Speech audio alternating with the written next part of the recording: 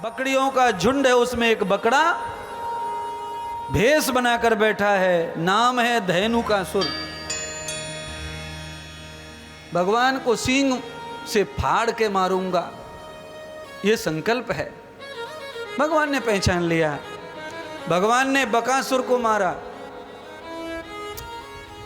अघासुर को मारा, धेनुकासुर को पकड़ के सींग ब्रह्मलोक में फेंक दिया। उसे मृत्यु दंड नहीं दिया भगवान ने। राजा परीक्षित ने पूछा सुखदेव जी से, गुरुदेव ये राक्षस तो भगवान को मारने के लिए भेष बदले थे, तो भगवान ने इसे मारा क्यों नहीं?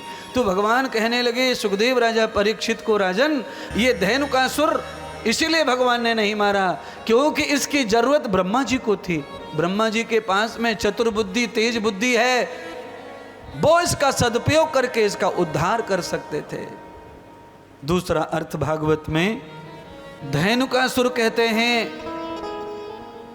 कमा करके संपत्ति जमा करके कभी दान न किया हो वो धन धेनुकासुर है।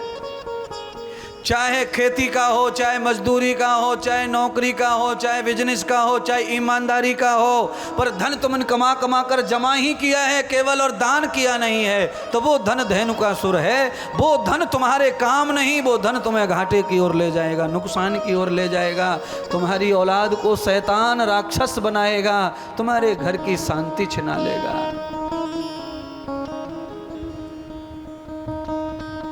बड़ी बड़ी घाटे, बड़े बड़े नुकसान जीवन में अचानक धन के क्यों हो जाते हैं? इसीलिए हो जाते हैं। आप कमाते रहते हैं, जमा करते रहते हैं, और बस प्लॉट खरीदो, ये खरीदो, वो खरीदो, जीवन में मन नहीं होता कि कथा कर लो, दान कर लो, यज्ञ कर लो। अरे इतना बड़ा कोई वृद्धाश्रम बन रहा है, 4 कमरे बना दो, 10 लोग रह लेंगे, हमारे धन से 10 लोगों को सुख मिल जाएगा, ये नहीं सोचते। बंधुओं, 4 की जगह 8 प्लॉट खरीद के कोटा में डाल दो, पर घुटना दुखेगा,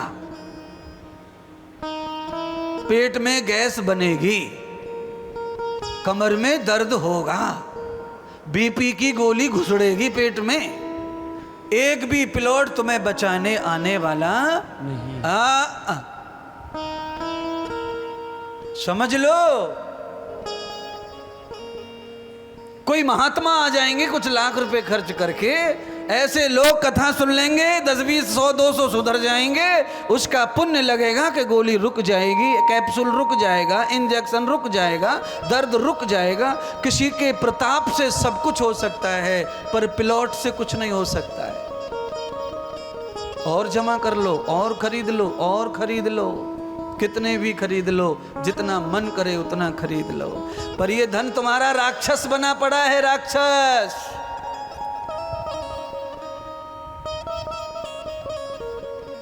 अभी अभी 5 करोड़ रुपए का प्लॉट खरीदा है रोड के बगल में, और गधा चल रहे हैं।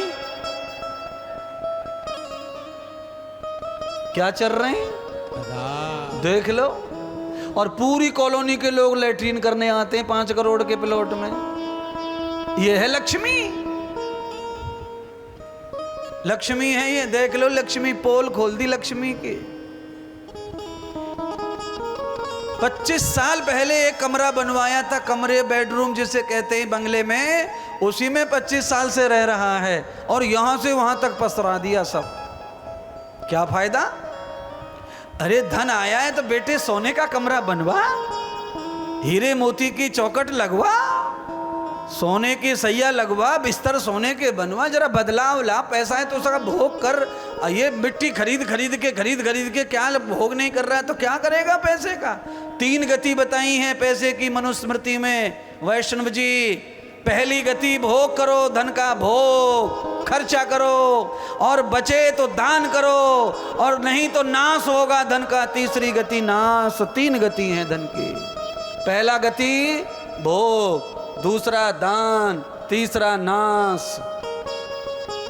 तुम्हारे मरने के बाद जो भी रह जाता है उसे नाश माना गया है, वो तुम्हारे कभी काम आने वाला, तुम्हारे लिए उसका नाश हो गया। चाहे औलाद बच्चे बच्चू कोई भी भोगे उसको। समझ लिया महाराज।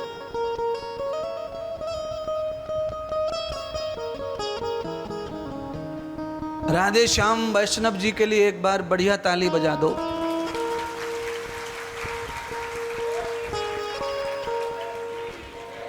जरूरत से ज्यादा धन नहीं है, उनकी जरूरत पूरी होंगी इतना ही धन उनके पास है, तो भी देखो कथा कर ली, भगवान करवा ली। आप जैसे महापुरुषों को याद करवा दिया, ध्यान करवा दिया, कथा से जोड़ दिया, प्रवचन से जोड़ दिया। आप जिन महात्माओं को वर्षों से देख रहे थे, उनको मिलना चाह रहे थे, उन्हें मिलवा दिया। नहीं तो ये कहाँ मिलते महात्मा, कहाँ अपन देख पाते। टीवी पर, मोबाइल पर ही देखने वाली चीजें हैं महाराज। पांडाल में जितनी जनता बैठी है, इसमें से 90% वो लोग आए हुए कथा में जो टीवी पे कथा सुनते रहते हैं, जिनको अंदर से मोहब्बत है, प्यार है, लगाव है। सदगुरु भगवान सुखदेव कहते हैं, राजन अगर हमारे पास में धन इस तरह आया हुआ है और ज्यादा है तो वो राक्षस ना बन जाए, इसलिए उसे ब्रह्मा को दान दे दो। ब्रह्मा कहते हैं भगवान को जानने वाले किसी संत महात्मा को, या चारों वेदों का ज्ञानी कोई हो, उसे भी ब्रह्मा कहते हैं। अगर आप ऐसे किसी सज्जन को, विद्वान को दान करते हैं तो दान 100 गुना गति हो जाती है, दान महान हो जाता है, उसको सदगति प्राप्त हो जाती है।